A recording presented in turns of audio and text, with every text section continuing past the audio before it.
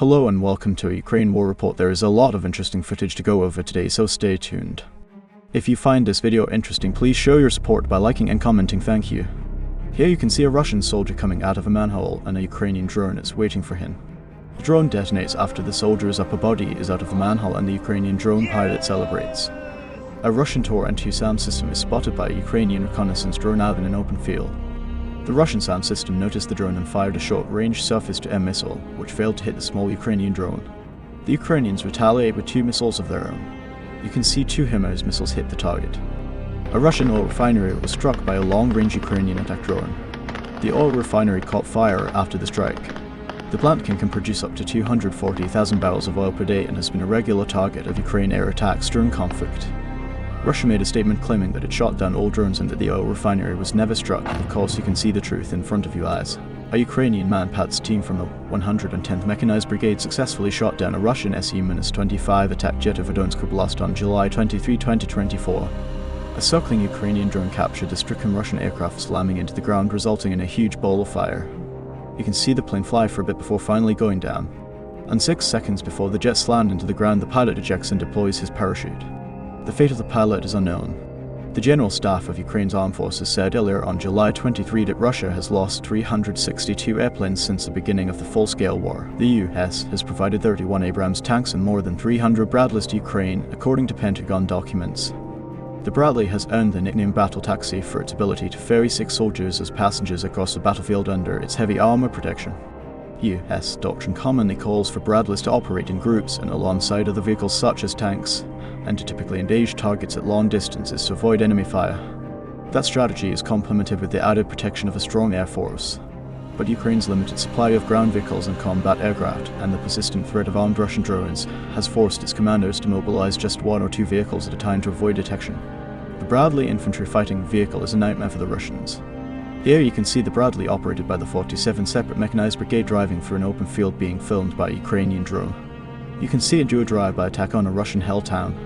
It shoots a few shots, hits some targets and then drives away while firing its 25mm autocannon to provide cover for itself. The Bradley is designed for reconnaissance and to transport a squad of infantry, providing them protection from small arms fire, while providing firepower to both suppress and eliminate most threats to friendly infantry. Ukraine first deployed MT Bradleys in combat during the 2023 Ukrainian counteroffensive beginning in early June 2023. On 8 June, Russian drone footage showed multiple Bradley fighting vehicles damaged and destroyed in Zaporizhia Oblast along with a Leopard 206. Several more were lost to mines and atoms while attempting to breach Russian defensive lines.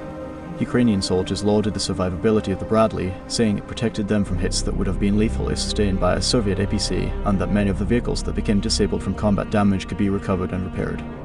As of July 2024, at least 93 Ukrainian Bradleys had been confirmed to have been lost by photos or videos, 44 destroyed, 24 damaged, 21 abandoned and 4 captured. The US-made Bradley fighting vehicle FE has been an important tool for Ukrainian forces in the war against Russia, and has been praised for its firepower and survivability. Recently there has been a lot of Russian UAV being rammed out of the sky by Ukrainian drones. Here you can see a Ukrainian drone with wooden stick neutralizing a modern Russian Zala-421 UAV in aerial combat. The Ukrainian drone repeatedly striking the Russian device, eventually damaging its engine and rendering it inoperative. This unconventional technique highlights Ukrainian ingenuity in response to Russian use of drones for locating Ukrainian vehicles and coordinating loitering munitions like the Lancet.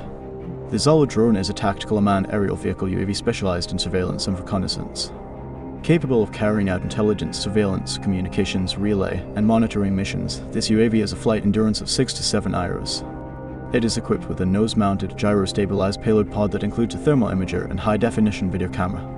The Zala drone can be powered by either an electric propulsion system or an internal combustion engine, offering a flight speed range of 65 to 110 km/h, 40 to 68 mph. It is also possible to equip the UAV with a laser designator, enabling it to illuminate, range, and identify targets. Drones have become a key piece of new technology for both sides in the Russia-Ukraine war. At first, the Ukrainian Air Force used small commercial drones, like the DJI Mavic, for reconnaissance and dropping grenades. In the latest tactic for storming trenches, Russians use motorcycles and tuned buggies to speed across open space, often into a hail of gunfire. Russian soldiers riding motorcycles, dirt bikes, quadricycles and dune buggies now account for about half of all attacks in some areas of the front. Soldiers and commanders say, as Moscow's forces attempt to use speed to cross exposed open spaces where its lumbering armored vehicles are easy targets. These non-conventional vehicles have been turning up with such frequency that some Ukrainian trenches now overlook junkyards of abandoned, blown up off-road vehicles, videos from Reconnaissance drone share. The new tactic is the latest Russian adaptation for a heavily mined, continually surveilled battlefield as Moscow's forces work to achieve small tactical gains, often of just a few hundred yards. With Reconnaissance drones ubiquitous in the skies, the armoured vehicles of both armies are easy targets. The faster-moving motorcycles and buggies are harder to hit with artillery. The drawback is that they provide no protection for Russian soldiers, who are exposed to a hail of machine gun fire as they approach the trenches. Sometimes the bikers get through if Russian artillery bombardments succeed in preventing Ukrainian soldiers from poking their heads above the trench. The tactic solves, though at great risk, a key tactical challenge of the war in Ukraine for both sides: how to cross a mined, open field while observed by drones and under artillery fire. If they make it across a field, the riders cast aside their bikes, enter the Ukrainian trench and engage in close combat on foot. They jump off and start shooting, said a Ukrainian sergeant, Sapsin, serving with the 47th Mechanized Brigade, who asked to be identified only by nickname, in keeping with his unit's security protocols. These buggies and motorcycles are fast and fly right into our tree lines. War update: a week of intense battles and strategic strikes. Eastern Ukraine. In the last week of July, Russia launched its most significant assaults in 8 months in the Donetsk region of eastern Ukraine. These aggressive moves aim to cut off vital supply routes and force a major Ukrainian retreat. Despite these efforts, Ukrainian forces have managed to hold their ground. The Russian assaults focused on central and southern Donetsk, from areas west of Bakhmut to west of Avdiivka and down to west of Donetsk city, a 130-kilometer front. Russian forces have been inching forward for months, capturing settlements at a staggering cost to their own troops. On July 24, Russia mounted a battalion-sized assault involving 200 soldiers southwest of Donetsk city. Supported by 11 tanks, 45 armoured fighting vehicles, and 12 motorcycles, the attack aimed to seize the T-524 highway supplying Volodar. Ukrainian forces successfully repelled the assault, destroying 6 tanks, 7 armoured vehicles, and all 12 motorcycles. Ukrainian counterattacks. Meanwhile, Ukraine has scored significant hits on Russian energy infrastructure in occupied Crimea, suggesting its strategy to degrade Russian air defences is paying off. Ukrainian army tactical missiles attack and struck the Russian airfield of Saki in Crimea, destroying an ammunition depot and a radar station. On Monday, Ukraine struck Saki again, assessing the damage. This isn't the first time Saki has been targeted. Ukraine first struck the airfield in September 2022, forcing Russia to relocate Sukhoi fighter plane stationed there inside Russia. Since then, Saki has been used to launch missile and drone strikes against Ukraine, but Ukraine's repeated attacks have significantly degraded its capabilities. In addition to these strikes, the Ukrainian General Staff reported hitting 4 traction power stations in the Kursk, Novorossiysk and Sontsevsky districts, disrupting railway lines used to ferry war materials.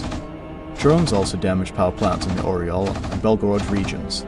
Ukraine has successfully targeted Russian energy and military infrastructure throughout the war, with notable success on the Black Sea. Naval front. Ukraine's naval and aerial drones have contained the Russian Navy, forcing the withdrawal of the Black Sea Fleet to Novorossiysk.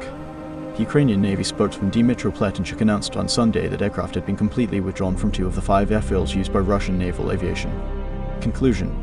The last week of July has been marked by intense battles and strategic strikes, showcasing both the resilience of Ukrainian forces and the ongoing challenges faced by Russian troops. As the conflict continues, the situation remains fluid, with both sides adapting their strategies in response to each other's moves. In a significant boost to its military capabilities, Ukraine announced on Sunday that it has received its first batch of F-16 fighter jets. The arrival of these Western-supplied aircraft marks a pivotal moment in Ukraine's defense strategy, even though the initial number might not be sufficient for an immediate transformation on the battlefield. These highly versatile F-16s come equipped with advanced radar systems and an array of powerful weapons.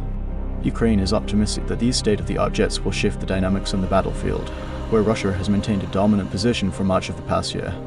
The introduction of F-16s is expected to enhance Ukraine's air defense, deterring Russian pilots from venturing into Ukrainian airspace to attack frontline troops in cities. Additionally, these jets could significantly improve Ukraine's ability to intercept and shoot down Russian missiles, thereby alleviating the strain on its currently stretched air defense systems. The United States has committed to equipping the F-16s with cutting-edge missiles and advanced weaponry, enabling Ukraine to conduct more effective long-range strikes behind enemy lines. This development comes as a much-needed upgrade, given Ukraine's previous reliance on an aging fleet of Soviet-era warplanes, which were outmatched by Russia's more advanced and extensive fleet. Russia has exploited this advantage to carry out regular long-range missile attacks on Ukrainian targets and to support its frontline forces with thousands of guided bombs. These attacks have facilitated Russia's gradual advances in the east. However, both Ukrainian and Western officials caution that the new fighter jets are unlikely to be deployed too close to the front lines just yet. The limited number of F-16s and the presence of numerous Russian air defense systems pose significant risks. Despite these challenges, the arrival of the F-16 symbolizes a crucial step forward for Ukraine, bringing hope and a renewed sense of resilience in the face of ongoing conflict.